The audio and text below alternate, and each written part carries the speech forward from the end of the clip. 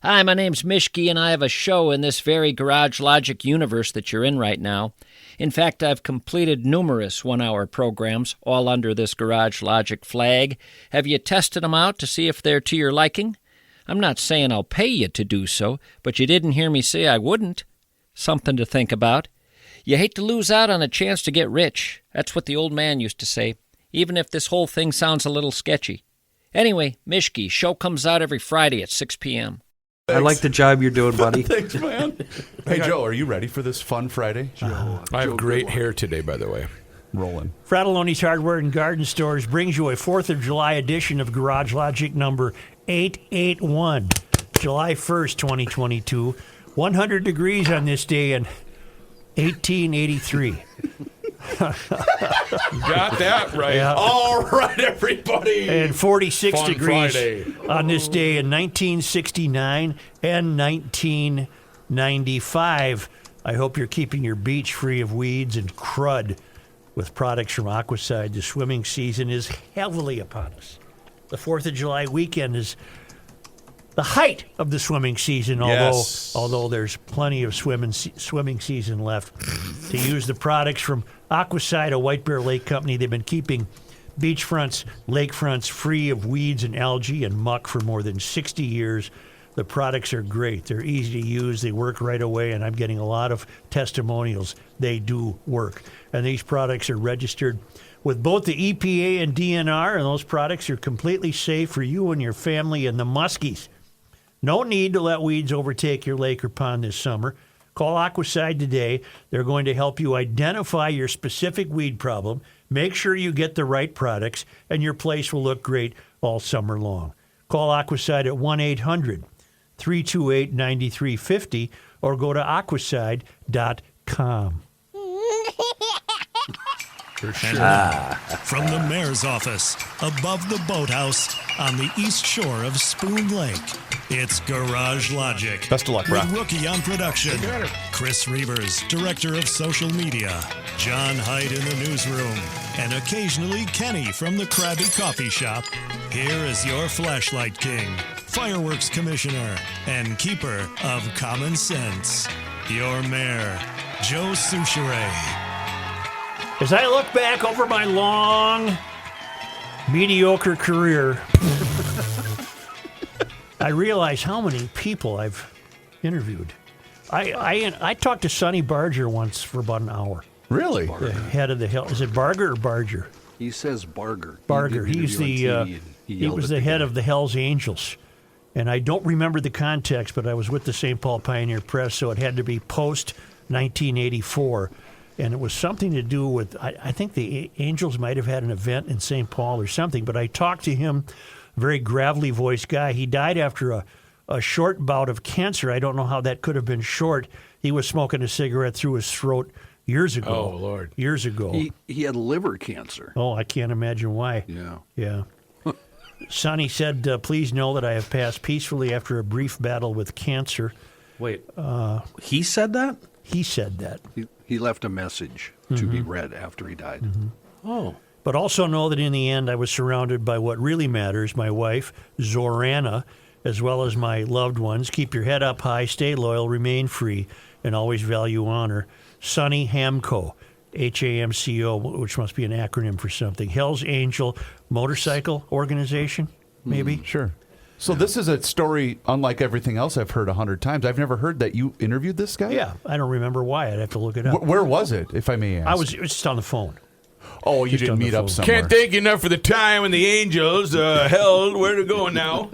He was an ex-convict with a lengthy criminal history when he founded when he was a founding member of the Oakland, California chapter of the notorious Harley-Davidson Biker Club. Now, I didn't know that. Were Hells Angels exclusively Harley guys? I would imagine. What an active staff I have. I don't talk about that motorcycle club. Yeah, they don't like we press, just- and I'm keeping my mouth shut. I agree. Hunter Thompson wrote about Barger in the 1966 book Hells Angels: The Strange and Terrible Saga of the outlaw motorcycle gangs. And to prove Kenny's point, they beat the living hell out of Hunter after they found out he was writing a book. Well, then I'm done. Can't thank you enough. Right. But I'll never forget talking to him. And I'd like to read that article. I bet that was cool. he allegedly continued to lead the Hells Angels from his cell at Folsom Prison until he was released in 1977. And there were multiple charges, none of which I'm going into.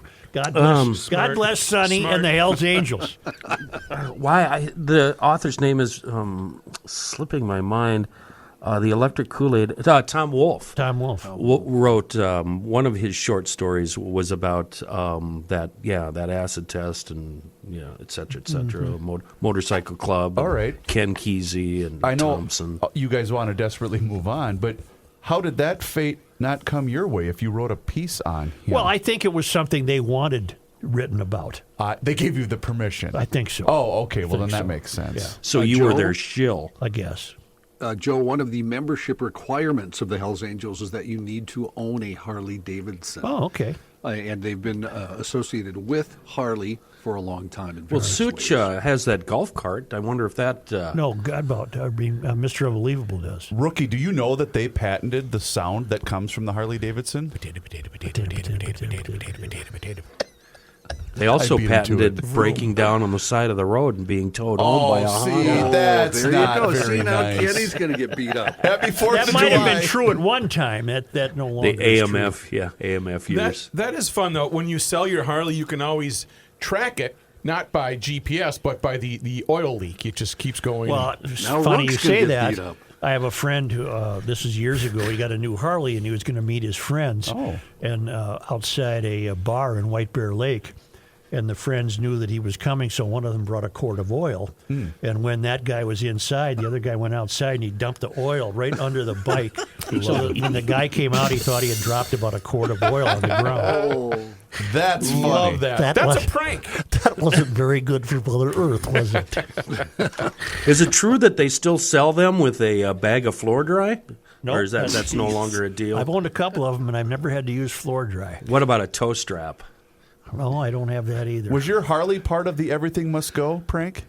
No, that was pre-Harley. Okay. That was just all the boats But what and they all the do, other crap. but what they do offer, Everything Must Go. not floor dry, not tow ropes, but they do have a kind of like a AAA tow program, right, Such? No, Yeah, Kenny. they do. Every Harley I owned was Suburb build quality.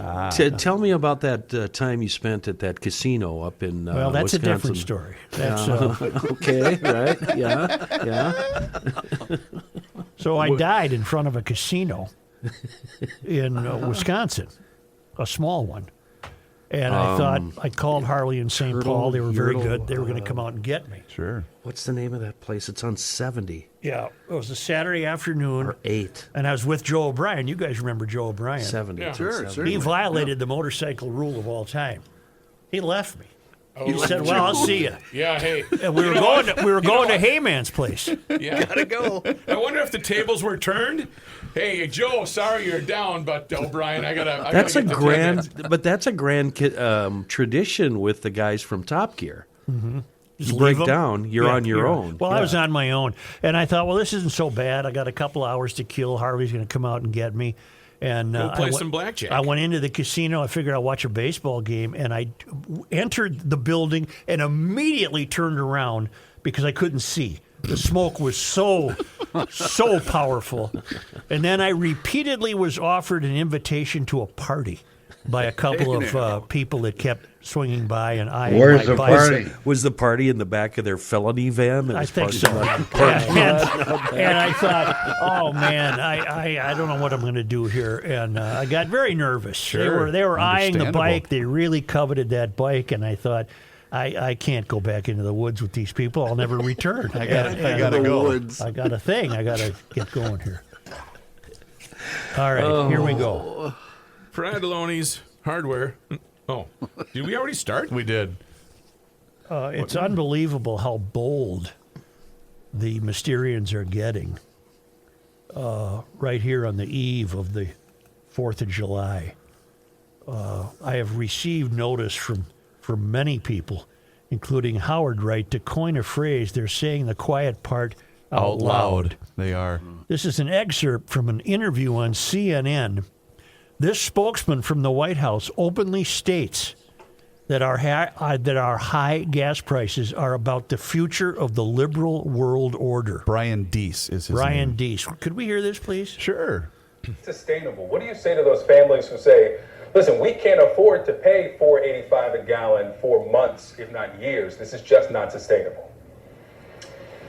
Well, what you heard from the president today was a clear articulation of the stakes. This is about the future of the liberal world order, and we have to stand firm.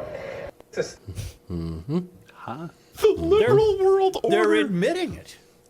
I can put a positive spin on this, just like it's Positive Thursday. I wish you would. Oh, midterm elections and 2 years from now. Well, we got this. We got it covered. How often will that soundbite be used on Republican ads? Play it again, times Reeves. a day Play it again, forever. Reeves. Yeah. What do you say to those families who say, listen, we can't afford to pay $4.85 a gallon for months, if not years. This is just not sustainable. Well, what you heard from the president today was a clear articulation of the stakes. This is about the future of the liberal world order, and we have to stand firm. And this fellow's name is what? Brian Chris? Deese, Joe. Rook, look him up, please. Brian Is Deese. it D-E-E-S-E? Yes, No, it's a Z, yes. Rook. D-E-E-Z. No, it's Come on, Rook. He's You an can get advisor it. to President Biden. Kenny, don't do that. I want to know who this guy is. It's Director- D-E-E-S-E. Director of the National Economic Council of the United States. Let's see. Was he a young Brian guy? Deese is an economic and political advisor who is the 13th director of the National Economic Council, serving under President Joe Biden. He also served as a senior advisor to Barack Obama. Well, If this the is Republicans- outrage to the American public. Joe, if the Republican Party can't win the next 2 elections, they need to shut it down. Yeah, I agree, Kenny. I agree. You know what I pictured when I heard liberal world order? You guys recall Hulk Hogan's tag team, New World Order back then? I'm picturing all these guys with their wrestling jerseys on, ready to take on everyone right now. Howard that continues. Though this is just a clip from an interview, there's not enough context in the world to make that statement palatable for a free and thinking American. But when you have an entire sector of the populace that doesn't see themselves as free, well, Merle Haggard asked, are the good times really over for good back in the 1980s? Who knew that Merle Haggard was a prophet pushing back on this Independence Day weekend, Howard? And I got a note from, did I get 2 from him? No, never mind. I just printed it out twice. He worked as a junior fellow at the Carnegie Endowment for International Peace and as a research assistant at the Center for Global Development, hired by Nancy Birdsall, according to the New York Times, where he co-authored Delivering on Debt Relief. Later worked as a senior policy analyst for economic policy for the Center of American Progress under Gene Sperling. So it sounds like he's just been an activist his whole life. Yale grad. How do you think, Joe, that the American man, woman, parent on minimum wage, driving a 25-year-old crap can, barely making ends meet, if they are, feels about that statement? How do you think they feel? Well, A, I hope they are aware of that statement, are made privy to it. I hope they hear it.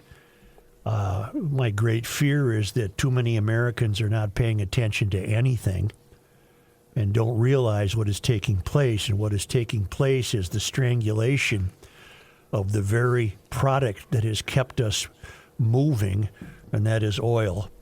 And we're being ruined with this attitude. This young fellow here, Deese, is an unelected bureaucrat who would have us accept his worldview, which is not a worldview I share, nor anyone on this show shares, nor anyone I know shares. And I got a note from Tom Lyman of the Traveling Lymans. The liberal world order, right there in your face, up yours. If you don't like $5 gas, we're gonna shove it right down your throat. We know best, and we're better than you. And if you don't like it, drop dead. Holy cow! Yeah. Friday, ahead of a 3-day weekend, he sent me some investment notice that CNN. What do you say to those families that say, "Listen, we can't afford to pay $4.85 a gallon for months, if not years"? Biden advisor Deese, this is about the future of the liberal world order, and we have to stand firm. Okay, it's another prediction of mine that has come true, despite how many times I've been. I can't read that. It's all about investment stuff. I don't want to read that. That is a dreadful, dreadful thing to hear from an administration on the eve of the high holy day, the 4th of July. It's a dreadful thing to hear. If the Republicans grab that soundbite, along with the soundbite that happened a couple of years ago of somebody in the administration saying that the Green New Deal isn't about the environment, it's actually about changing the way we live. If they can't take those two items and win the next two elections, seriously. Shut it down. Yep. That was an AOC advisor, remember, that said that? Said it's not about I've told you for years, and GLers have known this for years, this whole climate extremism has nothing to do with the environment. Nothing? Has nothing to do with the climate. Has nothing to do with the temperature. Has nothing to do with nature. Nothing. It can't, because nature's uncontrollable, and it's bigger than man. This is a reordering and a loss of our freedoms in order for the ruling class to expand their own influence over us. It's that simple. Yeah. And this latest soundbite and admission just falls under that umbrella of that the Green New Deal isn't what it's just an extraordinarily sad note. How do we get the word out to wake up the woke? Families who say, listen, we can't afford to pay $4.85 a gallon for months, if not years. This is just not sustainable. Well, what you heard from the president today was a clear articulation of the stakes. This is about the future of the liberal world order, and we have to stand firm. John, what were you going to say about the New World? New World Order is an actual thing. It wasn't just a wrestling term. You're kidding. No, it is. New World Order was, it was basically, it's kind of a conspiracy. So you're saying to me Hulk Hogan ripped off a slogan that is already currently Can we established? leave Hulk Hogan out of this? But you know what? He plays a big part. It's let's call it a former conspiracy theory. Yeah, okay. True. Sure. Yeah, you're I right, can go Kenny. with that, yeah. It's one that's now comfortable within the walls of the Oval Office. Is it comfortable? With them. How could this Deese be this tone deaf? How can you look out across this country and believe that we would be accepting of his New World Order? Do you think, honestly, when Deese was asked this question, do you think he realized what he was saying? Because this was on. Okay. Ooh, yeah. Yes. Because it's Sounds so pretty burned sure. into him. He's so... Yeah. And they're so out of touch with the rest of us. I see what you're saying, Reavers, but yeah, I do believe he knew. What statement is you referring to that Biden made? At the NATO summit, right? Yeah, Biden was talking about the gas prices yesterday, and what was the quote, John? Russia, Russia, Russia. He's blaming everything on Putin and Russia. That disingenuous hypocrite, if you'll recall, at the beginning of the invasion of Ukraine, Biden said, "Don't worry about Russian oil. That's only 3% of what we need." He also had he poo-pooed it. Now it's their fault. He also had another doozy, by the way, the other day that I forgot to play yesterday. You ready? Yeah. You only arrest for the purpose of dealing with a felony that's committed, and I don't count drunk driving as a felony. Oh, boy. I don't even know what he's talking about. I don't know the context for that remark. They were talking about felony stops leading to arrests and things of that nature, and the two hosts that sat there were looking at each other going, what did he just say out loud? Did he just lighten up on drunk driving? Right. Kenny, I think the quote you may have been talking about yesterday, he said, Americans will endure high gas prices as long as it takes, that's a quote, to quell Russian President Vladimir Putin's Ukraine invasion. That from President Biden yesterday. Yep. That's the one, John. Yep. But 4 months ago, that's not what he was saying. Mm-hmm. He was saying that's the Russian oil imports are a minimal impact on American fuel supplies. These people have got to go. They're ruining the country. You know what? You're absolutely right. The challenge now is getting the uninformed informed. Yeah. How do we do that? That's the challenge. Through How the do we do Garage that? Logic podcast. Because right now, it's on autopilot. They're going Democrat, Democrat, Democrat, Democrat. Half the country.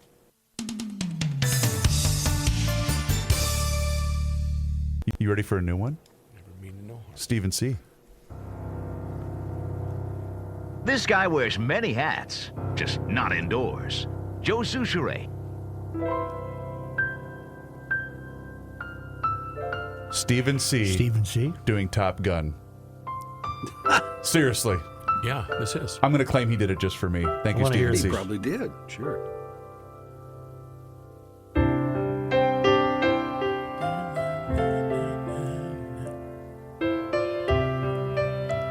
He wants to come in again and jam with John. Well, that would require John to come in. Well, I'd come. I'm singing. I just don't He could see be. you guys. He could be writing music and performing music for movie soundtracks. Instead, he's probably has. corresponding with us. If he learns the Les Miserables songs from, I will sing. I promise to sing. I'm sure he knows them. I will sing. Fontaine, Jean Valjean. For God's sake, is hello? that me? Hello? Hello? Everybody just looked at their phone. It's not me. I Hello? didn't. Sid, quit interrupting Top Gun. All right, here's an email I got this morning. A couple of weeks ago, I emailed Joe about Aquacide and the great results I saw by using it. Now I tried Seafoam. We recently got our boat out of winter storage, and after filling it up with fresh premium gas, I took it for a spin around clamshell. The boat motor was not running as smooth as last year. My wife asked me to have it looked at, but the tone of her voice was more of a demand. I said I would, so I ran over to the Knack Hardware in Cross Lake, picked up a can of Seafoam, poured it in the tank, took it for a 1-hour tour of the lake, Bertha, and Whitefish. When I got back, my wife thought I had taken it over to the marina to have it looked at because it was purring like a kitten. Yes. Thank you for saving me money. I am now a believer in Seafoam, and I now have a spare can on hand. Boy, that's good advice. Not only is it available at Knack Hardware stores all over the world, it's also available everywhere else, too. And have a spare can at the ready this weekend because we're all going to be running those cylinders, having fun with motorized toys. A wonderful product in a world of bad gas. Seafoam. We're all going to be running those cylinders this weekend. This is an important 4th of July. I'll say. It's a tipping point 4th of July. What do you mean? Well, how many more 4th of Julys are you going to be running those cylinders if the liberal New World Order is requiring that you're going to pay exorbitant amounts of money for gasoline? How can you look at this country, look at aerial shots of the boating alone, all up and down the Atlantic seaboard and up into the St. Lawrence Seaway and the Thousand Lakes area. They're beautiful aerial shots. You see them sometimes. How is all that going to be brought to an end to appease the New World Order? How are you going to suddenly stop all that? You can't. This country's got to wake up and take these D's people by the collar and say, listen, pal, we don't want your world. D's, we've had enough. We don't want your world. Listen to this. This is from a guy named Walter Mills. Joe, speaking of clueless elected officials in St. Paul, below are some comments I sent to Mitra Jalali, who sends out a quarterly update to her 4th Ward constituents. Read down to see what she focuses on and how little of it really applies to life in St. Paul. Interesting thing is we moved out of St. Paul 2 years ago after 30 years. I still get these updates. As long as she sends them, I will keep responding to them. St. Paul is a great town, but these fools have put it up against the wall. And he emailed Council Member Jalali, so you say you are shifting investments to combat violence, then why was homicide peaked in St. Paul during your tour?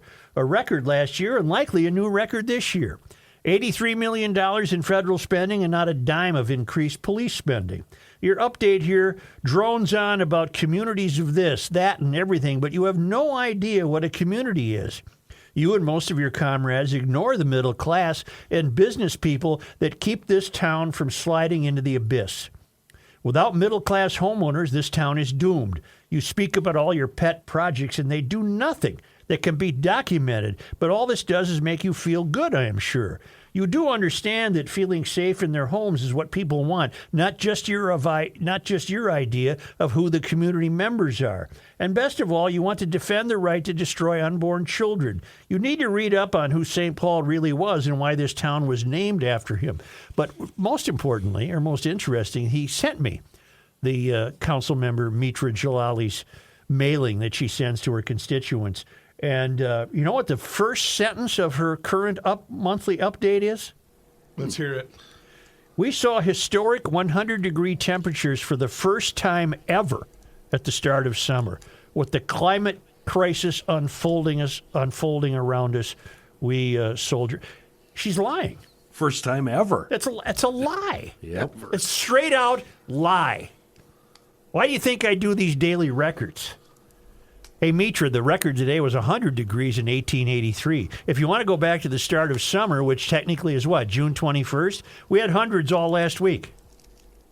This is a lie. This, as Walter points out, this is a woman who, again, has seized life on the third rail and has nothing to do with us. Nothing. And by the way, you do realize that California today raised their gas tax. I don't want to read her. She sends out a very long-winded update, of all of which has nothing to do with the city. It's about new bike paths and the fight against climate change. Let me repeat that sentence. You're being lied to by the people who get elected. We saw historic 100-degree temperatures for the first time ever at the start of summer. No, you're wrong. That's a lie. It's been with us since forever. Nothing's changed. I assigned to us a 150-year time span for life. In the last 150 years, nothing has changed. The lilacs bloom at the same time. Yep. You get 100 degrees temperatures in May and June. Nothing has changed. Nothing. And this woman lies, and the people she's sending this to, they buy this BS. Yep. They're not thinking deeply. They're not wise. They're not knowing their history. They don't know reality. Just like this woman representing the citizens of St. Paul has no grip on history. She has no concept of context. Nothing. She only views the world through a very narrow prism of what she thinks it should be. She believes the whole town should be rental properties. She believes the whole town should be public transportation. She believes the whole town should be devoted to fighting climate change because we've never, ever had a 100-degree temperature at the beginning of summer. That's a lie. You're a liar. She's a liar. We've often said that these people don't have people close enough to them like you do to say, hey, wait a minute, wait. No. You can't go out and say that. If you want to say that, phrase it like this or do some fact checking. But you brought up the people that vote for her. You would think there'd be somebody our age or older, educated enough, that would write her, get a hold of her, pull her aside and say, I like the way you think, but you're wrong. You know what I mean? Yeah, but I don't even like the way she thinks. But I'm saying somebody who votes for her, somebody on her side, somebody who's all in. You'd think at least one person would say, wait a second. I can attempt to answer that for you. Yeah, go. Well, she's so embedded in the third rail that it would be my suspicion that she and her ilk don't associate with anybody who's not on the third rail. Ooh, probably. Yep. Like-minded people. Well, then you're right. She should be hearing from people in her own party. They should be standing up then and shouting out loud instead of pulling her aside. They should be barking at her. But her own party buys this BS because her own party is attempting to destroy the city. Oh, I see what you're saying. So they're just, even though they know it's not right, they're going to go along with it. It's not even that they don't know it's not right. They're not even bothering to find out if it's right.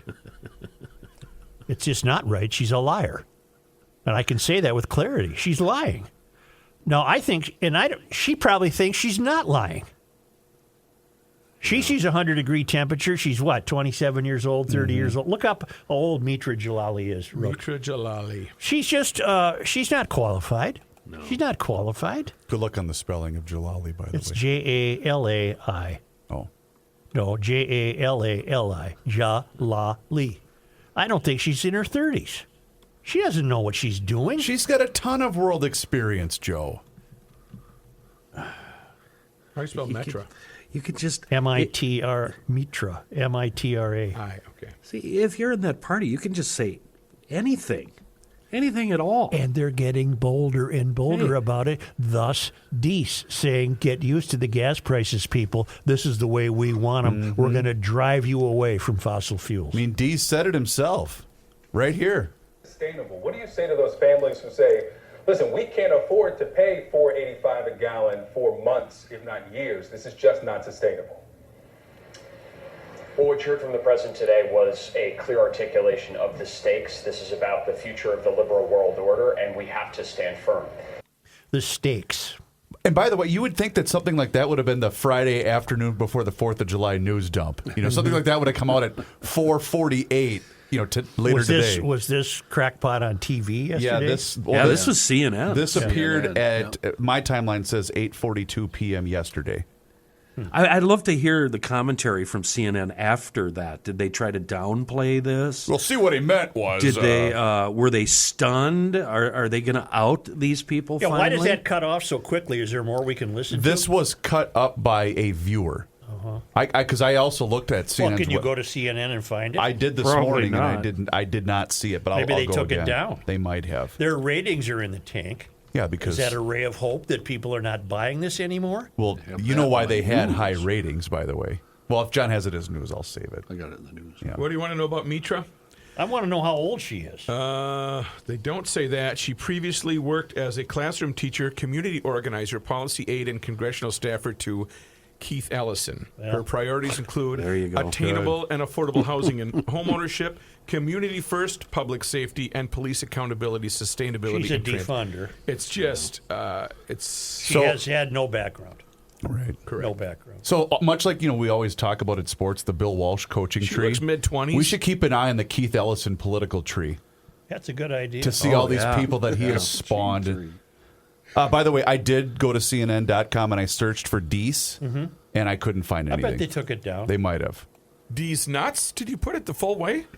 Took him. Finally. Let's see. It took It took a while. 32 and a half minutes to finally get there. I predicted, Rick, you'd use that joke. I missed the first one. I did miss the I first only one. said his name 48 I times. asked if it was spelled with a Z, you dummy.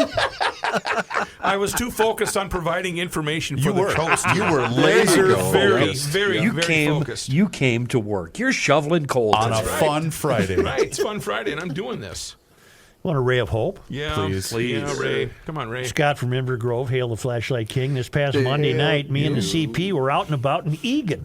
As we were leaving one of our stops, she went to the car ahead of me. In an instant, I heard her scream with terror as she ran from the passenger side of the car. She shrieked, "There's a red squirrel in the driver's seat." I immediately opened the car doors and began looking for the little rascal, suspecting that it had run up into the dashboard. I banged all around, but no squirrel to be found. Knowing that we couldn't spend the night in the parking lot and realizing that eventually the squirrel would start chewing on the car's wiring, I told the CP we were going to have to drive home and reassess the situation. Grudgingly, she crawled into the back seat of the car and covered herself with a bath towel we had in the car. There we go. What protection. This is great. As we drove along, I kept waiting for the squirrel to suddenly bolt and start biting at my legs, causing us to careen off the road. Fortunately, that didn't happen, and we made it home without incident. Once in the driveway, I flung open all of the car doors, but this time I started pulling off the various pieces of center console where I suspected the little devil was hiding. I grabbed a mirror and a flashlight, attempting to zero in on the squirrel's location, but still no luck. I love the faith he has in the fact that he believes the squirrel's still in the car. Right. He believed his wife. Well, that was a scream of terror.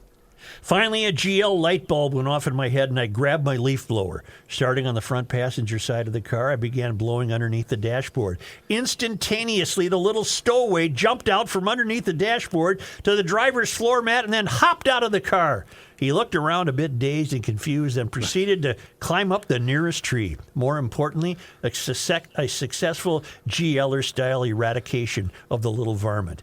In retrospect, I think the critter jumped in the car this past weekend as we were staying at a cabin in Lutsen. As I was loading up the car on Sunday morning, I had left the car door open, creating a perfect opportunity for the squirrel to hop into the car. Thankfully, the squirrel didn't try to escape while the CP was driving down Interstate 35E at 80 miles per hour. Given her terrified reaction in the parking lot, we might have had a mishap that neither of us might have ever lived to tell about. Never afraid and always pushing back, Scott from Inver Grove. Scott grabbed the leaf blower, huh? Yep. That's not the tool I would have grabbed. No, you would have grabbed some howitzer. It's a Ruger and then ruin your car by shooting a hole in the electric wire. Not just one, Joe. Right. Hey, y'all. Here's Kenny with news from the Krabby Coffee Shop. When you have a squirrel trapped in your car, the best way to get it out is 20 shots from a 410 shotgun. That's right, and ruin your car. I'm going to ask the Ricey question. How do you find a dead squirrel? That's not a problem. Not a problem. Where do you get a cat? Oh, God. Not a problem. do you find a dead cat? Joe, as airlines are already behind for this holiday weekend with more cancellations happening every minute, I haven't heard you talk about the federal vaccine mandate as part of the problem. Many pilots did not want to take the vaccine and took early retirement or went to private airlines. This is one of the major reasons for pilot shortages and canceled flights. As you always say, the government is too big. I'd like to say, keep the government out of my daily life. I'm glad the kids you used to have are within driving distance. Some of us aren't so fortunate. Good luck and happy birthday, America. Beth Glodowski in Kingsford, Michigan. Does that ring true, Rook? Is that partly true? I have no idea that pilots quit because they didn't want to take the vaccine. I do not have access to that data, so I can't verify that. But I do know that there is a pilot shortage industry-wide. So are we going to start treating it like, Class A drivers with semis? Here you go. No. Here You've got to be qualified to run that 737. I have a different question about that, and I'm asking Joe, John, and Matthew Reavers. Your kids aren't old enough yet. What is the proper distance for your kids to live from you? A mile, 10 miles, 100 miles across the country? I don't know. I've got them all spread out. I don't know the answer to that. There's not a minimum amount? What if they were across the street? That's too close. What if we asked the CP? That's what I was looking for. Thank you. The CP would have them living in your basement. I hate the fact that my moron son lives out east and wants to possibly that's too move far to if you Texas. want to see him because you got to fly. Right. Yeah. I want him to be here. All of mine are within driving distance. Yeah. Even with the New World Order gas prices. Yeah, but still, it's nobody's too far. Yeah, nobody's further away though than Dill. Yeah, he's too far away. Yeah, I don't say when That'd be farther away, Kenny, not further away. When I tell them where their location is, I don't say home. Bit on that hook. I say the place where you currently live because this is home. Well, I got to say, the 7-year-old this morning when I woke up at 6:45 was about this far away. Oh, okay. I hate that. Hey, what time's breakfast? Yep. Jesus, go watch a cartoon.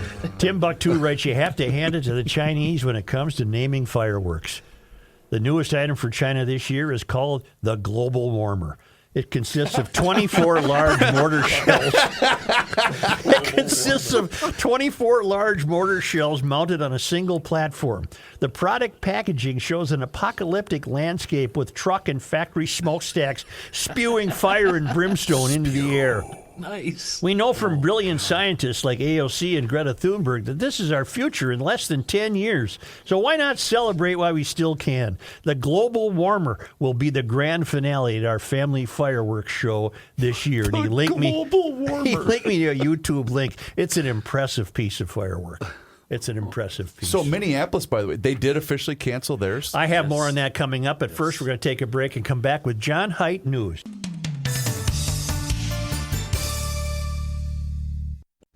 This year, like every year since 1776, families across the country will show their patriotism with fireworks on the 4th of July. And every year, some people are injured, often children. To make this 4th a safe one for you and your family, please know your firework laws, read the labels carefully, and never give fireworks to newborn children. For more safety tips, visit our website at fireworksafety.com. One. Hit it.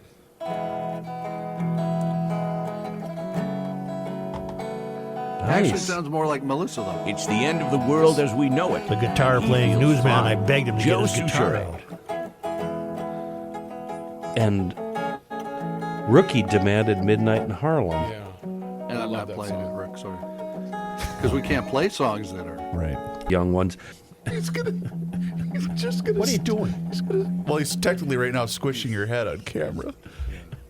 I thought it was a shark, so I was playing it. Here's John Heidt. Hey, thanks, Kenny. Just a child. Oh my gosh. Thank you, John. Let me put this away. Leave it to a professional, okay? Crazy I'm looking fun. at an MG for sale that Donnie Skogmo owned. I haven't seen it yet, but I might call the guy. As in Donnie Brook, Donnie Skogmo and George Montgomery. Yeah. Cool. Here's John.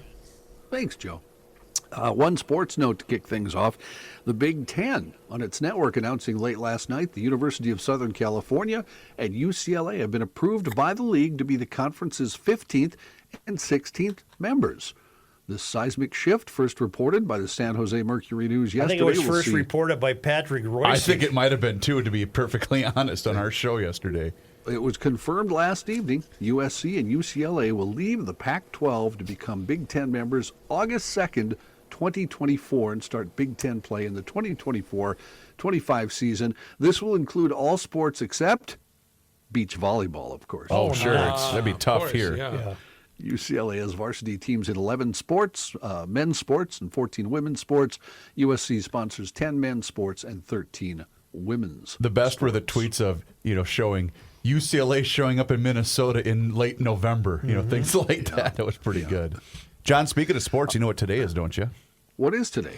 Happy Bobby Bonilla Day, everyone. Bobby Bonilla right. gets How many years left? Bobby Bonilla gets his 12th installment of $1.2 million today.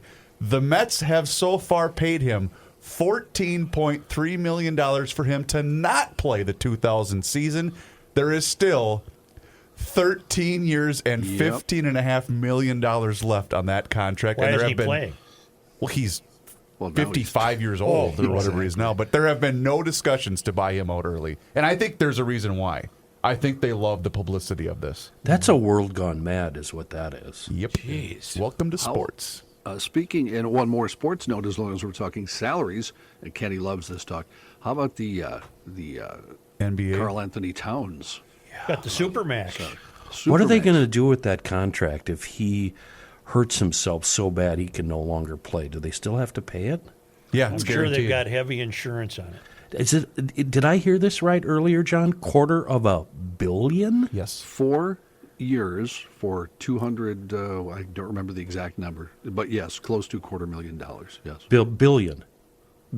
Million. So $250 million. I'm sorry. Yes, $250 million. I feel as if, although on a much lesser scale, I feel kind of like a Bobby Bonilla, where I'm pretty much paid to do nothing as well here on this broadcast. A really smaller scale. Well, here I thought you were going to say, if I was Alex Rodriguez and Mark Lowry buying the Timberwolves, Yes. I would have paid $250 million for the rights to the double pump layup. Right. I mean, I'm available. I thought you wanted to hit the road. Oh yeah. I'm sorry. Then why don't you be quiet? Are we on? And here's Height. What Joe just said, GLers, is we're trying to get this over with as quick as possible. Well, Reaver's going to hit the road. You know what? Could you guys talk for a minute? Seriously. Yeah. Okay, Yeah. I'll be right back. Why? You Okay. got to take a call? I do, and it's very important. Okay. All right, so here's what I want from you, Chris. I want you to text me the second that you get on to westbound 94 from Highway 280 there. Okay. And at the proper time, and I know when that will be, I will be waiting at an overpass nearby here. And I promise you, I will relieve myself over that bridge and onto your car. That is my promise to you, Chris. Well, Rivers. should I also give you the heads up when I know I'm near that particular exit? And I want to tell you that Yeah. our friend Tom Combs is a finalist for the Minnesota Book Awards. Really? For his novel Insurrection, Domestic Terrorists, a Captive ER, and a Nation Held Hostage, a Drake Cody suspense thriller. Tom Combs is a local ER doc who is carving out a future for himself as an author, and he's a finalist for the Minnesota Book Awards. And the Kindle version is free June 28th to July 2nd. And Congratulations. Rook actually knew about that, and he was kind enough to send me an audio excerpt from the audio book that is going to happen. And Congress later impeached the former president for inciting an insurrection. Well, good luck, Tom Combs. I hope Go you win Tommy. that. I hope you win that. So here's what I'm going to do, Chris. I'm going to kill a six-pack as soon as this show ends. And my nephews, they're of driving age now. I'm going to have them pick me up and cart me over to the nearest overpass. And I'll make sure I'll I'm get in it the all right on, lane. Yeah, Yep, I'll yep. get it all on camera. Nice. And I hope you spend the entire weekend in a jail. Well, He's I don't not get driving. arrested. I don't get arrested if I'm not driving. I can be drunk AF as long as I'm not behind the wheel. They don't arrest him out there. What's he doing? Nice. That's the Whizzing other off the thing, Rook. bridge. Who's on the overpass? That's just Otis. Otis taking a leak. What's John doing? guys. Talking to How are his ya? broker? How are Probably ya? his heart guy. No, it's my heart guy. Yeah, heart gal. Everything okay? No, it's maybe not. Oh, God help us. What's coming up on the ride? No, I had an echocardiogram that was all good, except they think the right ventricle might be a little enlarged, which means they want me to have another MRI done on the right ventricle. I see. And you guys know how claustrophobic I've become? Yes. Yeah. You have to go in a big tube for that. Yeah. Those don't bother me for some reason. Don't they have open-sided MRI? Yeah. Not for your heart. Oh, you have to okay. go pretty much. John, I almost all the way don't down. have claustrophobia, and I hate that. So I feel for Yeah, you, man. so I just anyway, think happy thoughts. Yeah, she said. I Did they can check get you your? some When's the last time you had an drugs MRI? That I'm will always help having you. And it I for said, some. definitely that will have to happen. Yeah. Definitely. So, have to do you All have right, the? I'm do you sorry have, for that interruption. John, do you have the item about the gummy bears in the news? I do. Yes. Yeah, Could we 'cause- get to the news? Do 'cause you I'm think? thinking- I mean, it's yeah. been a while now I'm since I thinking maybe- introduced it. I'm About thinking 10 maybe minutes ago, yeah. we know a guy that could use a gummy bear or 20 right Okay. now. I think that's my second story. Let's move along here then. In news, the Minneapolis City Council has approved a plan to create 3 new positions under the strong mayor form of government that voters approved last November. That marks a dramatic change in the structure of some of the most critical services provided in Minneapolis, including police, fire, EMS, and 911. Mayor Jacob Fry said today is a really great day for governance in our city. In a 12-1 vote, the City Council approved the Community Safety Commissioner position. By the way, if you're interested in that position, you'd like to apply. I do. It pays $350,000 a year. What? Yeah. Yeah. Yeah. I'm a I'm strong not taking- mayor, and here's how I'm doing it. I'm just going to create new positions so I don't have to do anything. Well, I'm not Yep. taking a pay cut to work for the government. Councilmember Robin Wansley was the lone no vote. She said before the vote, the proposal has so many gaping holes that we are being asked to ignore. Look at these two dummies. Wansley laid out a series of what she described as red They flags. looking about for the a red structure. squirrel? Don't know. Yeah. What are are we you doing? doing? We're looking for something. I don't know. Okay. I think I'm going right to Kenny's story. 'Cause Yeah. I think we need it at this point. Get to the Such new brand of gummy bears. A new Minnesota law taking effect today allows people 21 and older to buy edibles and beverages that contain a limited amount of THC, and of course the ingredient in marijuana that creates a high. Edibles, like gummies and beverages, can contain up to 5 milligrams of THC per serving and 50 milligrams per package under the law. 5 milligrams is about half the standard dose found in recreational marijuana products in other states. Under the law... That's crazy, John. How did that happen? So I wish these two were listening because I have a line for this, John. Okay, Mary Jane. Under the law, new THC products must be derived from legally certified hemp, but industry experts say 5 milligrams will produce the same effect, whether it's derived from hemp or marijuana. Jason Tarasak's an attorney, founder of the Minnesota Cannabis Law Firm and a board member of the Minnesota Cannabis Association. He said this amount might still be enough to get you high. Meanwhile, entrepreneurs like Kyle Maronkovich, the chief executive officer of Northern Diversified Solutions, says customers are eager to get started but cannot share which companies are interested in the new ingredients until the new law and regulations are more fully understood. Leave it, from what I learned from the story, in most states you can get the 10 milligram version. Yep. In Minnesota, it's the 5 milligram version, yeah. which means, once again, Minnesota leads the way with 3-2 intoxicants. 3-2 beer, Is that the equivalent? 3-2 Yeah, you're right. weed. Yeah, leave it to us. Yeah, and it was interesting reading about this law because some of the Republicans said they didn't understand it and voted for it, and now would like it repealed, which is interesting. But what are you going to do? Yeah, well, that's par for the course with our Republican Party. Huh? What? Do what now? Do what now? A Minnesota broadcasting icon. I think we can use that word here, can't we? Well, it's foghornable, but yeah, it's appropriate. Oh, that's foghornable too. Oh, gee. They canceled each other out because it's Fun Friday. Has announced plans to stop doing his show near the end of this year. Thursday morning, Tom Bernard said he will leave that station on December 23rd of this year. My birthday. Yeah, but he's done this before. Yeah, he Yes. did retire one other time. Yeah. He went Jay Leno on it? Is that what you're saying? I think so. He's not calling this a retirement. No, he doesn't want it called a retirement. What's he want it called? He's just leaving KQ. Just Oh, leaving okay. KQ, yeah. The Long Prairie native started his radio career in 1970. Wait, Once upon a time. Tom's from Wrong Prairie? Yeah, but then quickly grew Yeah. up in North Minneapolis. Oh, that's right. Yeah. He was the station voice way back when of our TV affiliate, KSTP TV, doing all the voiceovers for them. Yep. He will turn 71 in November. He was born in Long Prairie, raised in North Minneapolis, worked at several Twin Cities radio stations, including the one we used to be on back when it was a music station, before he landed at KQRS in 1986. He was the cat man. He quickly established himself as an outspoken, politically charged voice and turned KQ's morning show into the highest-rated morning show in the, well, not only the market, but also in the country for a while. I don't know how he had the patience to withstand the Howard Stern onslaught. Joe, it's the most brilliant radio move in the history of radio. Howard Stern tried to get into this market, and and Howard did everything possible to bait Bernard. Tom Barnyard. And Bernard never bit. And that was Howard's success story in all these different markets. He'd take on the number one, and they'd always fight back. Right. And Tom didn't say one word about him. It was so great. Oh yeah, that was good. Only contest of the night, and it was a dead heat pretty much. But all night long it was neck and neck. One guy'd take the lead, then the other guy'd take the lead, then the other guy back. I mean, it was a horse race all the way between Joe Souchere and me as who was crabbier. Oh, Joe Souchere too. Oh, Rookie and Joe Souchere were there. Oh, I love Joe Souchere. He's just a curmudgeon. I love the guy. And then Dan Barrero was terrific. Oh, he's good. Yep. Yeah. So everybody was really, really good. Was it just those two, or was Reavers and the rest of them there, or just Rookie and Joe? Who's Reavers? He's another guy over there. I didn't know if you knew him all.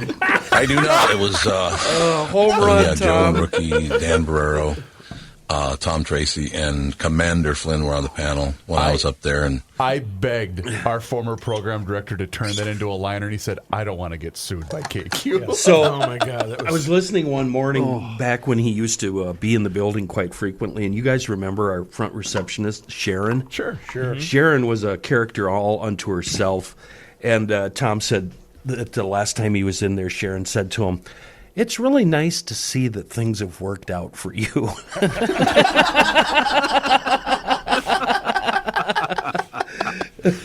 Oh, that's beautiful. Yeah. Bernard was inducted into the Minnesota Broadcasting Hall of Fame in 2018. So that was for the night this was the morning after the night of the Vince Flynn tribute, is that right? At Yes. St. Thomas? Yeah. Okay. Must have been. Okay. I'm glad that he left Kenny and I out of that conversation, but not Chris. Oh, Who the hell is Reavers? That was I fantastic. had early run-ins with him early in my career, and it was the dumbest thing I had ever done because he just ate me alive, and I deserved it. Yeah, but that was 30 years ago. I don't. Again, at that night, no. unimpressed with the late great Mr. Limbaugh.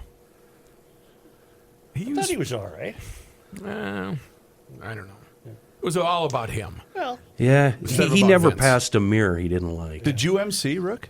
Or what No, was- I was just a panel. Okay. And I remember I had one email.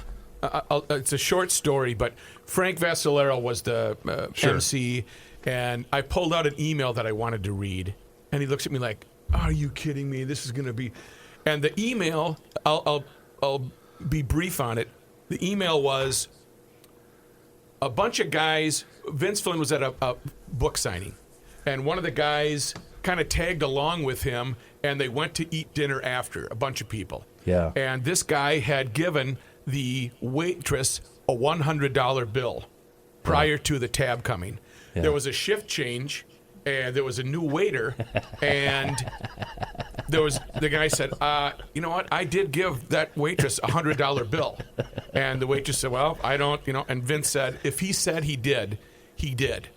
And anyway, so they didn't recover it, but Vince sent him a thank you email or something with a $100 bill in it. Really? It was just. That's cool. It was a. I'm not doing it justice, the email that he sent, but it was really a cool email. What did he have for lunch? I think they had the chicken parmesan.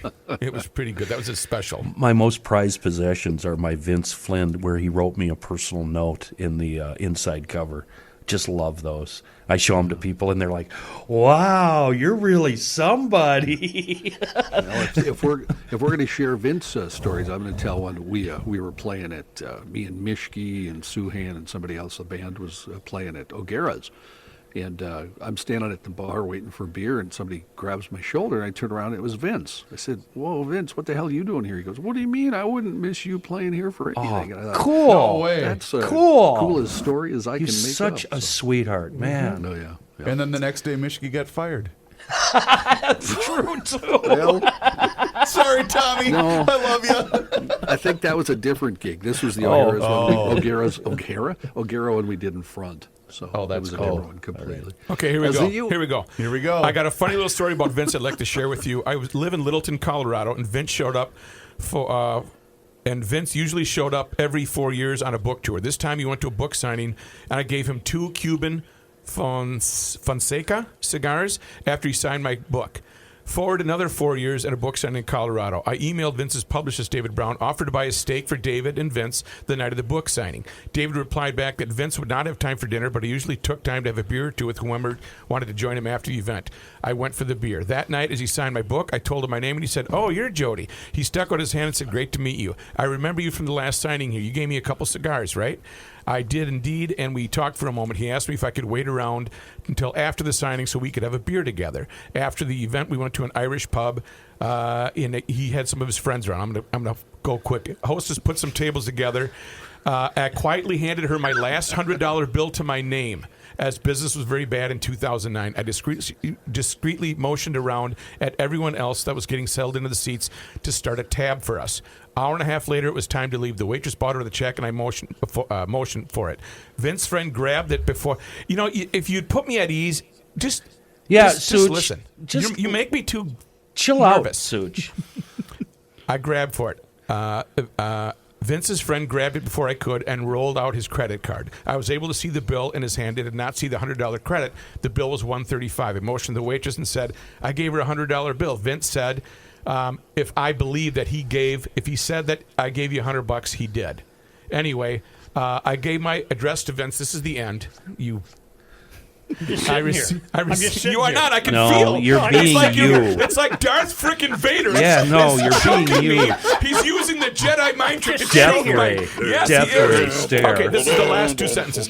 I gave Vince my address, and he took the folder because he wanted to. He's writing a book. I received the folder back in the mail 2 weeks later. I opened it up, and inside was a $100 bill and a note that he read and said about the 4 chapters on the plane. The note also said that he enjoyed what I'd written, and it was solid stuff. He never mentioned the $100 bill he had previously included with the note. You know what I have to say? What's coming up on the ride? You're just such a God. No wonder your family hates you. Gee whiz. Yeah. Hey, Rook. Anyway. Rook, you were going kind of fast. I didn't catch it all. Could you start repeat all Dang it, that? you want to go back to when she put the tables together? Hang on, the waitress. In news, we're doing news, right? Aren't we? This has been the best I'm leaving newscast soon that here, we've yeah. ever I thought done. so, but I Yeah, as long as I get the time in the town. Yeah. Okay, 12:10. Well, we better do the airline story then for Rook since he's got to go.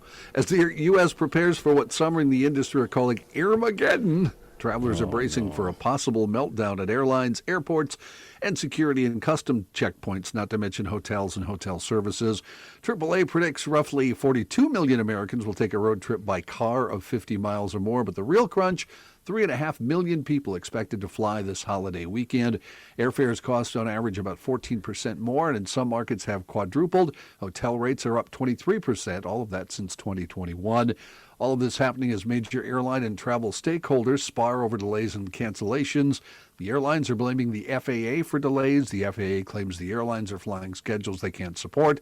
Pilots are blaming airlines for increased workloads and flying hours they claim could be a safety issue. Earlier this week, Delta issued an unprecedented July 4th weekend air waiver to its customers, citing operational challenges. The airline admitted they expect trouble in supporting their schedule, meaning they don't have enough pilots, flight attendants, baggage handlers, and others over the next 4 days, encouraging travelers to rebook for other flights and other days without being charged. Look at the parallel here. Is this a self-fulfilling prophecy? That might have just well been the government. No, it's their fault. No, it's their fault. No, it's Did their you guys fault. see the story earlier this week that one of the major carriers was offering passengers $10,000 to be bumped? I saw that in Grand Rapids. Yeah, it made its way around social. Oh, in an instant. Yeah. And a talking frog. Yeah. Yeah, at this point in my life.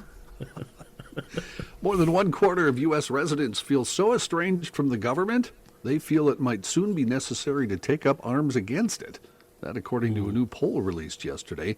A survey of 1,000 registered U.S. voters published by the University of Chicago's Institute of Politics, the IOP, also revealed that most Americans agree government is corrupt and rigged against everyday people like me.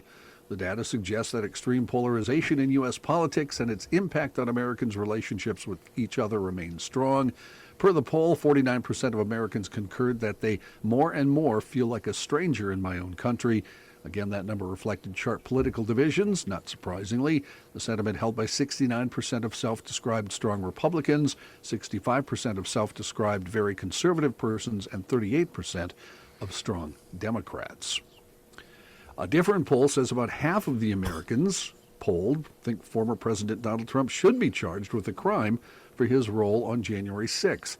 The survey from the Associated Press NORC Center for Public Affairs Research says 48% of U.S. adults say the former president should be charged with a crime, 31% say he shouldn't be charged, and 20% say they don't really know enough to have an opinion. I don't know. I love that one. 20%. I just don't know.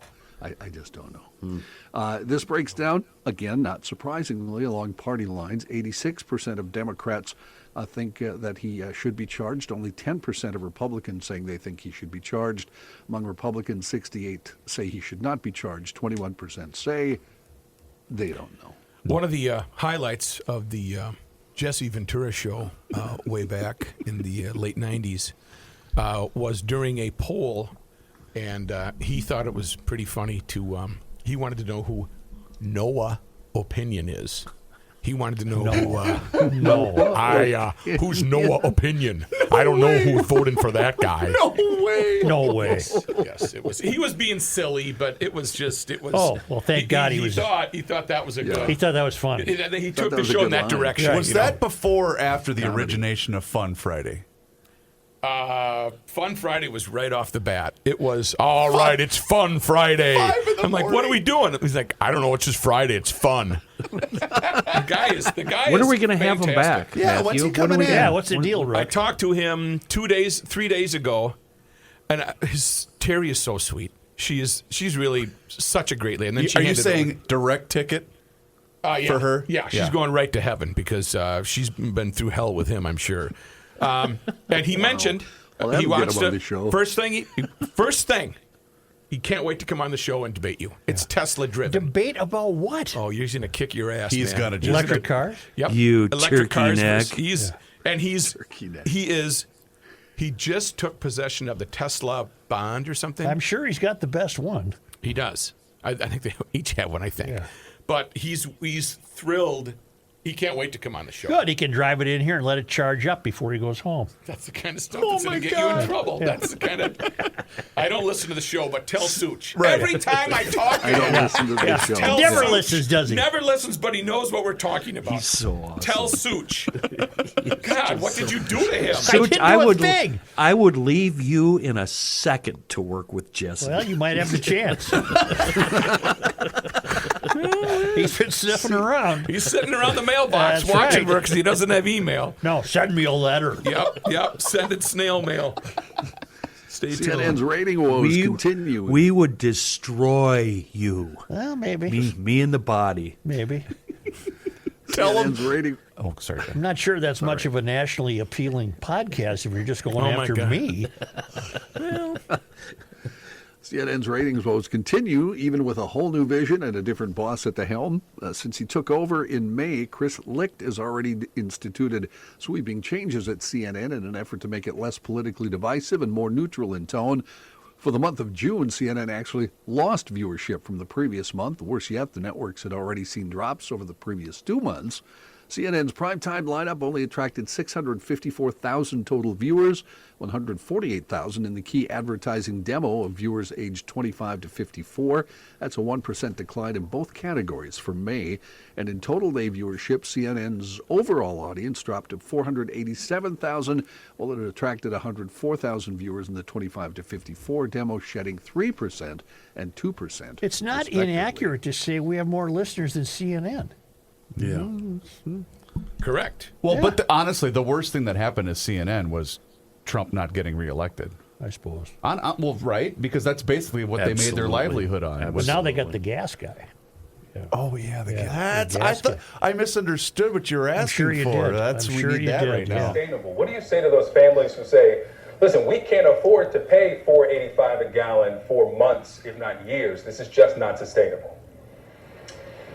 Well, what you heard from the president today was a clear articulation of the stakes. This is about the future of the liberal world order, and we have to stand firm. The liberal world order. Okay. As long as we mentioned Tommy Bede during the newscast, we do have to play this before someone else won't be able to hear it. It's that time of year again, the 4th of July, and that means Just for you, firecrackers, Brad. fireworks, and fun. It also means plenty of business for me. Hi, I'm Paul from Paul's Prosthesis Palace. Try saying that 3 times twice. Over the 4th, business is booming. Enjoy the explosive patriotic fun and light 'em up. Then assess the damage and come into my store to save on all prosthetics and artificial body parts. Choose from the area's best selection of finger replacements, artificial eyebrows, all expressions in stock, including surprised and pensive. Save on body molds, wrist joints, knuckle sockets, glass eyes, multi-ethnicity skin grafting kits, lip coverings, eardrum nerve damage pads, toe attachment adhesive, and fancy scar cream. The 4th of July is risky, but America is great. So after the barbecues and the fiery celebrations, we'll turn your carelessness and misfortune into savings. I'm Paul. When almost new will have to do. Shop Paul's Prosthesis Palace. Have a happy 4th. Why did you say, speaking of KQ, Tony did that for us? I know, but when Tony he was employed here. Right, but Tony's part of the show. But he started with Tom. Yeah, and but at now the time he did that for us. He was employed here. And now he's back with Tom. How do you not make the link? Well, I made the link. You're the master linker. I just don't like the link. Oh, I love trying to be proprietary. I like there you go, John. I'm being proprietary. In fact, Tony emailed that to me on Monday saying, hey, don't forget about Paul. Right. God, I love that. Paul's He's so Prosthesis talented. Palace. It's brilliant. John, thank you. You bet. How many news stories did you knock off there, Johnny? Well, I don't know, 5 Did or you 6. get through one? Yeah. Spent a lot of time writing it. Sucker. DK Mags is a full-service gun shop in New Brighton and on the web at dkmags.com. We all know responsible gun owners always lock up their firearms, and DK Mags has all varieties of gun locks to keep those firearms safe and inaccessible or inoperable to those who shouldn't touch them. DK Mags, they buy unwanted firearms from individuals and estates, so keep that in mind if you're thinking about thinning the collection. DK Mags also offers storage options for firearms if you need that option. DK Mags, 443 Old 8 in New Brighton. They have a wonderful staff and a great selection, very fair prices. Check out the other location, Monticello Pawn and Gun. You'll find electronics, tools, and a variety of crazy and unusual items. Monticello Pawn and Gun, they're hiring right now, so give them a call if you need a gig, 763-295-6955, or stop in, shop, or fill out an application, 1219 Highway 25 South in Monticello. You ready for a scramble, bro? Let's go. On a fun You're Friday? the one that dragged us in here. You want to get on the road. And you know what, Joe? I appreciate that. Yeah. Finally. Thank God today is Friday. I don't think you need a liner, bro. Oh, yeah. You know, Tony made this for our show. What? Is that You sure? Tony? Love you, bro. Joe's giving It's the up. scramble. You know, what better way to celebrate the birth of our country than a new system from Hofferman Water? Rook, you are the master of the segue, and I will take a sound second place. They offer sales, service, and rental for Connecticut water treatment systems at Hofferman Water, including water softeners, iron, rust, and odor filtration systems, and, of course, drinking water systems. And a new system from Connecticut can do so many things that other water softeners simply cannot. It will cut down on your salt usage, but it's also going to protect your appliances. Listen, bad water is going to affect almost every single aspect of your home. So with a new system from Hofferman Water, your showers are going to be better. Your laundry will become better, and not to mention your drinking water. So get in touch with my friends at Hofferman Water today. I had my Connecticut system installed the minute we moved into our new home, and it's made an amazing difference in the quality of my water. Call 952-894-4040 or visit HoffermanWater.com. And thanks to all of you GLers that joined me last Saturday at Hofferman Water in Burnsville. Hofferman Water, proudly serving the state of Minnesota for nearly 50 years. Brah. There are multiple occasions to see fireworks. over the 4th of July and the 4th of July weekend, but not in Minneapolis and St. Paul. That's not entirely true in St. Paul. I'll get to in a moment. In Minneapolis, there won't be a celebration. They're using construction at Father Hennepin Park as a reason. That's Minneapolis Parks and Rec Department said hirings are down 70% this summer across the board. This is no fireworks in Minneapolis for the third straight year. Some feel the city isn't being patriotic. Others blame crime, and some simply are disappointed. Minnesota's largest city continues to go without a large display. Nevertheless, that's the way it's going to be. In St. Paul, fans at CHS Field will get to watch 3 straight nights of fireworks starting tonight. Nice. When if they buy tickets to the Saints game. CHS Field used to collaborate with the city of St. Paul to put on the 4th of July fireworks shows. That changed in 2018 when Melvin Carter made the decision to stop funding them.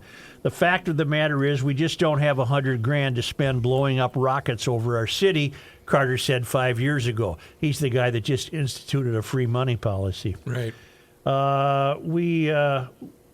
Whether Minneapolis puts on a show or not, many are looking forward to finding other ways to celebrate, and you can. Milwaukee, Chicago, and St. Louis, for example, they're having fireworks shows for the holiday. Countless suburbs across the Twin Cities and greater Minnesota will host fireworks shows as well, and the Aquatennial will have fireworks on July 23rd.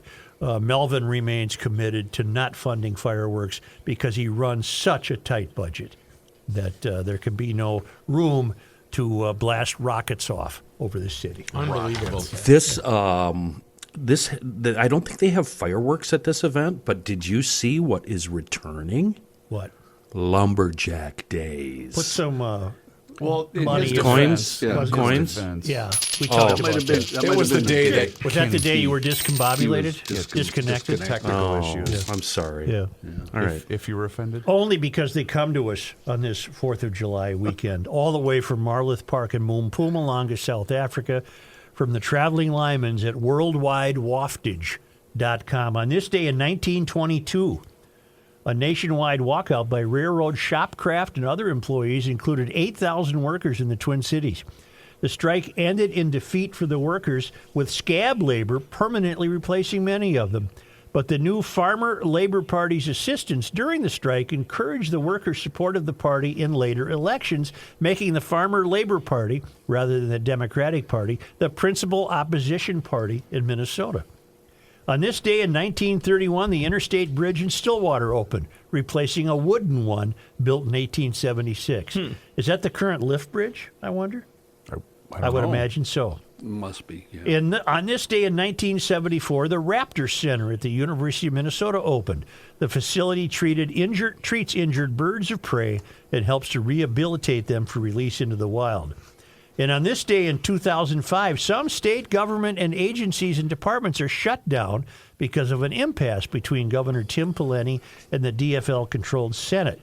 Almost 8,900 state employees were furloughed for 9 days until a compromise was reached. And finally, on this day in 2011, a shutdown of the state government began and lasted 20 days. During the shutdown, all non-critical state services were closed, and an estimated 19,000 employees were laid off. That isn't the case this 4th of July, an important 4th of July. Think about what's at stake for all of us when we're being told by advisors to the president that we must face the new world order of high gasoline prices because they don't want you to be able to have gasoline. That's a sobering thought on the 4th of July. 1863, day one of Gettysburg, where Minnesota played a huge role. Yes, it did. And a reminder, GLers, we will not have shows next week. Neither best of or live programming. You know what I mean? A podcast. So, before Rook takes it away, don't forget, GLers, the crack staff at Garage Logic are launching a new feature for you that we think you're going to love. Sign up today to receive the Daily Logician. It's a new newsletter to keep you up to date on everything happening in Garage Logic. The newsletter is coming soon, but you can get signed up right now. We're one day closer. Just by going to GarageLogic.com, and you'll see it right there on the main page. Who's going to write that? Me. I will. Shoot, I can't do everything for this stupid show. The weight of Atlas. Have you ever offered to write Joe's column one time? I don't even get a mention. The last time I got a mention, I think he was trying to break into my house. And they had to call the cops. That happened. Sophia once. called the cops. It happened. That's a true story. He was trying to put paperwork in the screen door. Trying to bring him some paperwork. And it wouldn't. The screen door wouldn't, of course, latch. So he keeps pushing it. He thinks by pushing it 18 more times, it's going to just latch. Yeah. And just Gabe and Sophia were home. She calls the cops. Gabe's looks at Joe and said, "Wasn't that Joe leaving?" Sophia's like, "Shoot, I already called the cops." And then, of course, it's a cop buddy of mine. He's like, "What in the hell is going on here?" Was he like that? He was something similar to that. Matthew, and we wonder why when his daughter hits something, she keeps on hitting it. Yeah. Boom, boom, boom. Right, she just keeps going. He treated your screen door just like he treats the wireless mouse that's sitting there in front of him. Beat to hell. How come it won't work? I don't know how that thing works. Just banging it off the desk. He's put his finger through it twice. Happy 4th, GLers. Yeah. Still the greatest country in the whole wide world. God, I hope live so, everywhere Matt. else. If you want to find other podcasts during the 4th of July vacation, go to PodMN on your smartphone. Listen local. Also, poke around on YouTube. You subscribe to Garage Logic, you'll be entertained throughout the 4th of July weekend. And every day you check stuff out. Reavers posts some great stuff on there. Facebook, Instagram, Twitter. Join us all. Follow us. Happy 4th of July. Happy 4th of July from Mr. T. Can we give him the up nod in unison, boys? 1, 2, 3. Oh, we hit the post on that. You want to hear my old boat? What? Sure. Want to hear my boat? No, Why not? thanks. No thanks. I was just kidding. What's coming up with the Tom ride? Julius. Oh, Is it a wind-up boat? sounds like a washing machine.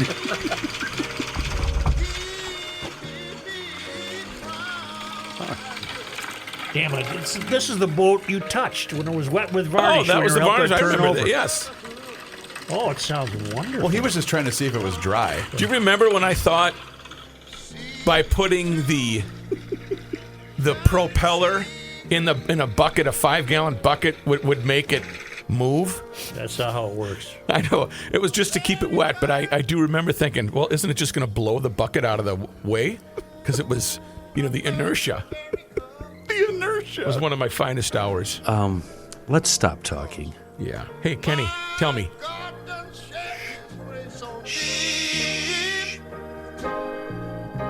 And you ought to love him for it, because he crowned my good. He told me he would. Oh, my God. Save his brotherhood from sea to shining sea. Oh, Lord. Oh, Lord. Thank you, Jesus. Shining sea.